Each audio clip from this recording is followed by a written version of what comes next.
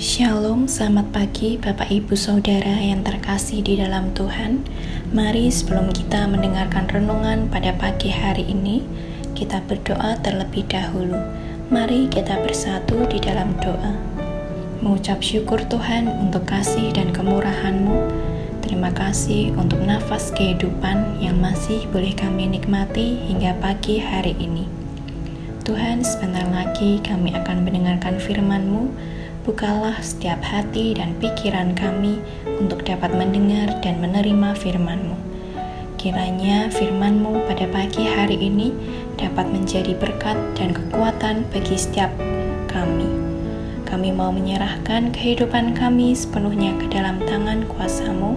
Haleluya, amin. Renungan Suling 26 Mei 2022.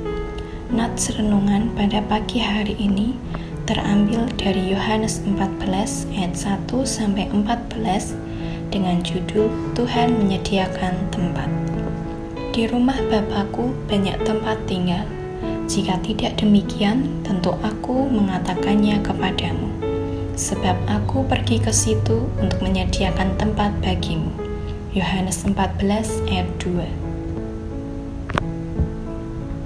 Seorang yang tinggal di Austria bercerita bahwa pemerintah Austria mewajibkan warganya yang memiliki lebih dari satu rumah harus menyediakan tempat tinggal untuk warga Ukraina yang terdampak perang. Itu merupakan bentuk tindakan kemanusiaan yang dilakukan oleh warga Austria atas perang yang terjadi di Ukraina dan Rusia. Jika warga Austria menyediakan tempat untuk sesama manusia, Tuhan Yesus juga menyediakan tempat bagi kita orang yang percaya kepadanya. Tuhan Yesus memberikan janji kepada kita umat percaya bahwa Dia menyediakan tempat bagi kita. Di manakah tempat tersebut? Dalam Yohanes 14 ayat 2 dikatakan di rumah Bapa-Ku. Bapa yang dimaksud pasti adalah Allah Bapa, dan Allah Bapa pastilah ada di surga. Jadi, Tuhan Yesus menyediakan tempat bagi kita di surga kelak. Kita akan berada bersama-sama dengan Bapa di surga. Di tengah ketidakpastian kita dalam menghadapi hidup ini, Dia menyediakan tempat bagi kita. Tuhan Yesus tidak menjaga kita di dunia ini saja, tetapi bahkan hingga di dunia masa mendatang atau kekekalan. Tuhan Yesus meyakinkan bahwa di tempat di mana Aku berada, kamu pun berada. Artinya, kerinduannya adalah bukan hanya supaya kita melewati segala permasalahan, tetapi juga tinggal bersama-sama dengan Dia. Ketika kita percaya Yesus sebagai Tuhan dan Juru Selamat, maka kita akan mendapatkan hidup kekal, keselamatan.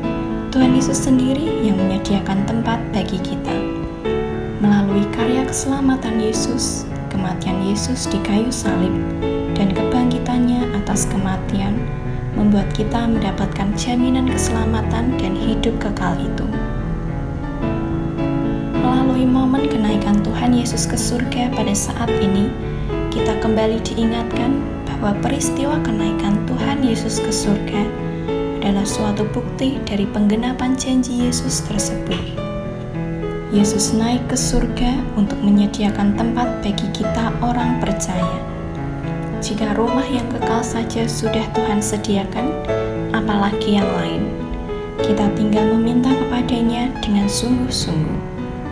Oleh karena itu, ayo kita lebih setia lagi kepada Tuhan dan tunggulah hadiah-hadiah yang tak terduga dari Tuhan. Pengharapan di dalam Tuhan Yesus tidak pernah mengecewakan, karena ada jaminan dan pengharapan yang pasti.